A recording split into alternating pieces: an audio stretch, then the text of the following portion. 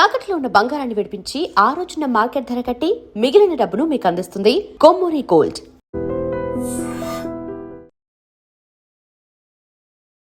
నమస్కారం, welcome to IT media. నేను మీ సంగీత. మల్కాజ్గిరిలోని అతి ఫేమస్ టెంపుల్ అయిన సిద్ధి వినాయక ఆలయంలో పూజారిగా పనిచేసే 47 సంవత్సరాల మురళీకృష్ణను నిందితుడిగా పరిగణిస్తూ 4వ అడిషనల్ డిస్ట్రిక్ట్ కోర్టు రీసెంట్గా సోమవారం రోజు అతనికి యావజ్జీవ కారాగార శిక్ష విధిస్తూ తీర్పు వెలువడడం జరిగింది. అసలు ఏమైంది, ఎందుకని నిందితుడిగా పరిగణించారు అనే విషయంలోకి మనం వెళ్ళి తెలుసుకున్నట్లయితే 2022 ఏప్రిల్ 18వ తేదీన అదే కాలనీలో ఉంటున్న నారాయణమూర్తి అదేవిధంగా ఉమాదేవి దంపతులు ఉండేవారు.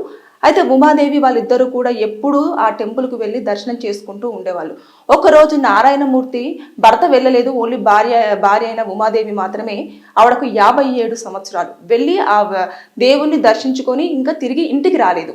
రాకపోయేసరికి ఇమీడియట్గా టెంపుల్కే వెళ్తానని చెప్పింది కదా అని చెప్పేసి ఆ టెంపుల్కి వెళ్ళి పూజారిని అడిగితే అక్కడ ఉన్న మురళీకృష్ణ పూజారి అతన్ని అడగగానే లేదంటే దర్శనం చేసేసుకొని మీ ఆవిడగారు మళ్ళీ బయలుదేరడం జరిగింది అని చెప్పేసి అన్నారు. ఒక రోజు చూసిన తర్వాత ఇమీడియట్గా భార్య ఇంకా ఇంటికి రాకపోయేసరికి దగ్గరలోని పోలీస్ స్టేషన్కి వెళ్ళి అతను కంప్లైంట్ రేస్ చేశారు, నా భార్య కనిపించడం లేదు అని. అయితే ఇమీడియట్గా పోలీసులు మొత్తం ఎంక్వైరీ చేసి అంత చేసిన తర్వాత కూడా ఆవిడ ఆచూకీ ఎక్కడ కూడా దొరకలేదు.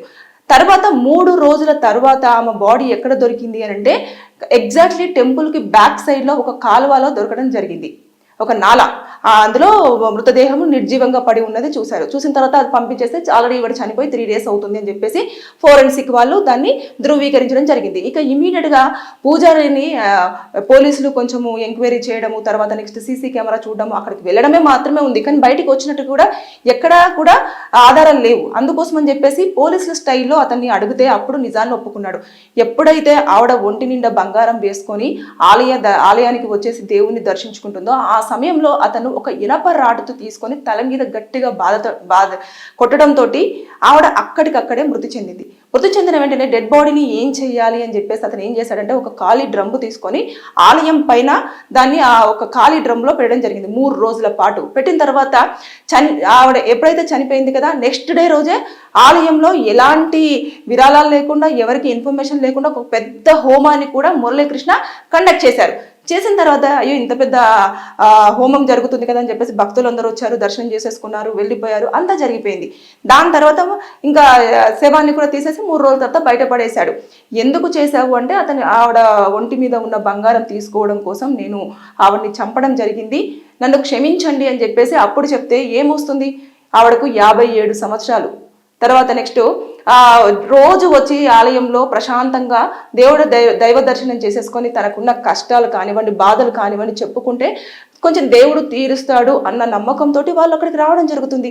టెంపుల్కి వచ్చినాక కూడా రక్షణ లేకపోతే ఇంకా ఎవరికి చెప్పుకోవాలి, ఎవరితో మాట్లాడాలి, అసలు ఏమని మనము మనుషులను ఏ విధంగా అంచనా వేయచ్చు చెప్పండి. రోజు నిత్యం కూడా దైవారాధనతో దైవుడి యొక్క మంత్రోచ్చరణతో ఉన్న మురళీకృష్ణనే ఇలాంటి ఘాతుకానికి పాల్పడడం అనేది నిజంగా చాలా ఆశ్చర్యాన్ని గురి చేసిన విషయం అన్నట్టు. అప్పుడు చాలా సెన్సేషన్గా మారింది ఈ విషయం. పేపర్లో రావడం కానివ్వండి, టీవీ ఛానల్స్లో రావడం కానివ్వండి, ఇదంతా జరిగిపోయిన తర్వాత ఇంకా ఇదంతా కూడా పూర్వపరాలు పరిశీలించిన తర్వాత నెక్స్ట్ అతను ఒప్పుకోవడం జరిగింది. తర్వాత అన్ని ఆర్గ్యుమెంట్స్ అన్ని 2020 నుంచి కూడా జరిగిన తర్వాత రీసెంట్గా అంటే 2026 సోమవారం రోజున గత సోమవారం రోజున అతనికి యావజ్జీవ కారాగార శిక్ష విధిస్తూ 7,000 రూపాయల ఫైన్ కూడా విధించడం జరిగింది. అంటే చాలా మంది అనుకుంటారు తప్పు చేస్తే మేము దొరకం కదా, ఒక మహా అంటే బెయిల్ మీద బయటకు వచ్చేస్తాము, తర్వాత సంగతి తర్వాత మళ్ళీ శిక్ష పడ్డప్పుడు ఆలోచిద్దాము అని చెప్పేసి అనుకుంటూ ఉంటారు చాలా మంది. అలా ఏముండదు, ఎన్ని సంవత్సరాలు అయినా పర్వాలేదు, ఖచ్చితంగా మీ యొక్క తప్పు చేశారు అని చెప్పేసి ఆధారాలు కనుక ఉన్నాయి అంటే కంపల్సరిగా కోర్టు వారిని పనిష్ చేసే అవకాశం అయితే ఉంటుంది. ఇది 2022లో ఎంత సెన్సేషనల్ అయ్యిందో న్యూస్. ఇప్పుడు శిక్ష పడిన తర్వాత అసలు ఎవరు కూడా పట్టించుకోవట్లేదు. దీని నేపథ్యంలో ఏమవుతుందంటే తప్పులు చేసే వారికి కేవలం అదొకటి మాత్రమే కనిపిస్తుంది. అంటే అప్పుడు జరిగింది తర్వాత ఏమైందో ఏంటో అనేది అప్డేట్ లేకపోయేసరికి ఏమవుతుందంటే భయం అనేది లేకుండా పోతుంది. కోర్టులో ఎప్పుడైనా సరే చాలా నీట్గా స్మూత్గా డీల్ చేస్తారేమో, కానీ శిక్షలు ఏ విధంగా ఉంటాయో దాని ప్రకారంగానే వారికి పనిష్మెంట్ అనేది ఇస్తూ రావడం జరుగుతుంది. ఇప్పుడు మల్కాజ్గిరిలో జరిగిన ఇన్సిడెంట్ దీని కదా. కుక్కడపల్లిలో కూడా ఒకసారి లవ్ చేస్తున్నానని చెప్పేసి పూజారి ఆ అమ్మాయిని చంపేసి ఒక కింద మన సెప్టిక్ ట్యాంక్ లో కూడా దాచిపెట్టడం జరిగింది కదా, ఆ కేసు కూడా ఇప్పుడు హియరింగ్స్ లో ఉంది కాబట్టి దానికి కూడా పనిష్మెంట్ పడే అవకాశాలు ఉంటాయి. ఎందుకంటే ఎవిడెన్సెస్ అన్ని చాలా క్లియర్ గా మెన్షన్ చేశారు అనుకోండి, ఖచ్చితంగా కోర్టు దాని టైం తీసుకున్నా మంచిదే, కానీ మొత్తం పూర్వపరాలు పరిశీలించి ఇద్దరు బోత్ సైడ్ అడ్వకేట్స్ వాదనలు విన్న తర్వాత అన్ని ఎవిడెన్సెస్ అన్ని క్యాలిక్యులేషన్ చేసి అప్పుడు శిక్ష అనేది ఖరారు చేయడం జరుగుతుంది. దాని నేపథ్యంలోనే ఇన్ని రోజుల పాటు ఇక్కడ శిక్షకు టైం పడడం జరిగింది. చాలా మంది అంటారు, అబ్బా చాలా డ్రాగ్ అవుతూ ఉంటుంది, పనిష్మెంట్ ఇంత తొందరగా ఇవ్వచ్చు కదా, లేకపోతే అప్పుడే చంపేయచ్చు కదా, ఎందుకని చెప్పేసి జైల్లో కూర్చోబెట్టడము, తిండి పెట్టడము ఇవన్నీ వృధా అని చెప్పేసి అంటే చెప్పలేము. అంటే కొన్ని సార్లు ఏమవుతుంది అని అంటే అతని యొక్క మానసిక పరిస్థితిని చూస్తారు, అదేవిధంగా అతని యొక్క పరిస్థితి అంటే అతను ఆ విధంగా బిహేవ్ చేయడానికి కారణాలు ఏంటి అని చెప్పేసి చూడడం, ఇవన్నీ కూడా చూసిన తర్వాత అతన్ని మొత్తం పూర్తిగా మెడికల్ చెకప్ చేసి తర్వాత అతనికి కౌన్సిలింగ్ ఇచ్చి తర్వాత నెక్స్ట్ అతని యొక్క చుట్టుపక్కల ఉన్న వాళ్ళను వారి దగ్గర నుంచి స్టేట్మెంట్ తీసేసుకొని, ఇంట్లో వాళ్ళ స్టేట్మెంట్ తీసుకొని, అతని స్టేట్మెంట్ తీసేసుకొని, అప్పుడు ఎవరైతే బాధితులు ఉన్నారో బాధిత కుటుంబం యొక్క స్టేట్మెంట్ తీసేసుకున్న తర్వాత అతను మిగతా ఎవరైతే భక్తులు వస్తారో ఆ భక్తుల విషయంలో అతని యొక్క బిహేవియర్ ఎలా ఉండేది, తర్వాత నెక్స్ట్ గతంలో ఏమైనా ఇలాంటివి తప్పుడు పనులు ఏమైనా చేసినవి ఉన్నాయా, లేదంటే అమ్మవారికి సమర్పించే కానివ్వండి, అయ్యగారికి సమర్పించేవి కానివ్వండి, ఏమైనా ఉన్నప్పుడు అందులోకి వెళ్ళి ఏమైనా నగలు దొంగతనం చేసినట్టు కానివ్వండి, ఏమైనా ఆలయంలో ఇప్పటివరకు దొంగతనాలు జరిగినట్టు కానివ్వండి, ఉండిలో డబ్బులు ఏమైనా మాయమైనట్టు కానివ్వండి, ఇలాంటివన్నీ జరిగావా, ఇవన్నిటి కోణంలో కూడా ఈ యొక్క ఇన్ని ఇయర్స్ పాటు అంటే దాదాపు 4 సంవత్సరాల పాటు కూడా ఇదంతా ఎంక్వైరీ చేసిన తర్వాతనే ఈ యొక్క ఇప్పుడు ఏదైతే శిక్ష ఉందో అది ఖరారు చేయడం అనేది జరిగింది. ఏదేమైనా సరే బాధిత కుటుంబానికి కరెక్ట్ గానే అతను అనుకున్నాడు యావజ్జీవ కారాగార శిక్ష అంటే ఇంకా జీవితాంతం అతను జైల్లో ఉండాలి, లైఫ్ ఇంప్రిజన్మెంట్, దానికి తోడు 7,000 రూపాయల ఫైన్ విధించారు కదా. అక్కడ బాధితులు హ్యాపీ అంటే పనిష్మెంట్ పడింది అనుకోవచ్చు, కాకపోతే చనిపోయిన వ్యక్తిని మాత్రం తీసుకొచ్చి ఇవ్వలేము, అదేవిధంగా వారి యొక్క కుటుంబంలో జరిగిన ఏదైతే లోటు ఉందో దాన్ని మాత్రం ఎవరు కూడా పూడ్చలేంది.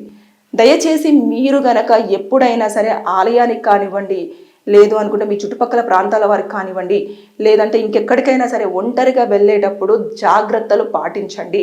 మంచివారే మనతో బాగానే ఉంటున్నారు, మనకు బాగా తెలిసిన వారు, మన కోసం ఆలోచించేవారు, మన బాగా కోరేవారు అని చెప్పేసి మీరు అనుకున్నారా? వారి యొక్క మనస్తత్వము మైండ్ ఎప్పుడు ఏ విధంగా చేంజ్ అయిపోయి మీ పైన దాడులు చేసే అవకాశం ఉంటుందో ఎవరు అంచనా వేయలేరు. ఇప్పుడు జరిగిన ఉమాదేవి విషయంలో జరిగింది అదే.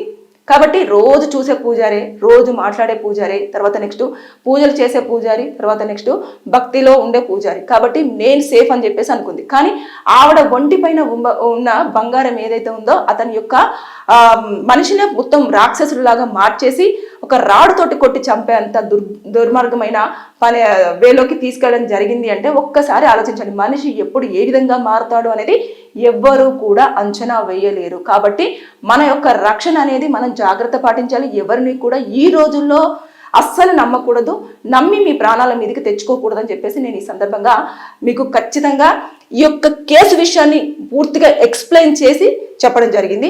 ఏదేమైనా సరే కానీ ఇప్పుడు ఈ విషయంలో చాలా వరకు చాలా చోట్ల ఇవే జరుగుతున్నాయి. కాబట్టి బీ అలర్ట్, జాగ్రత్తగా ఉండండి. Thank you.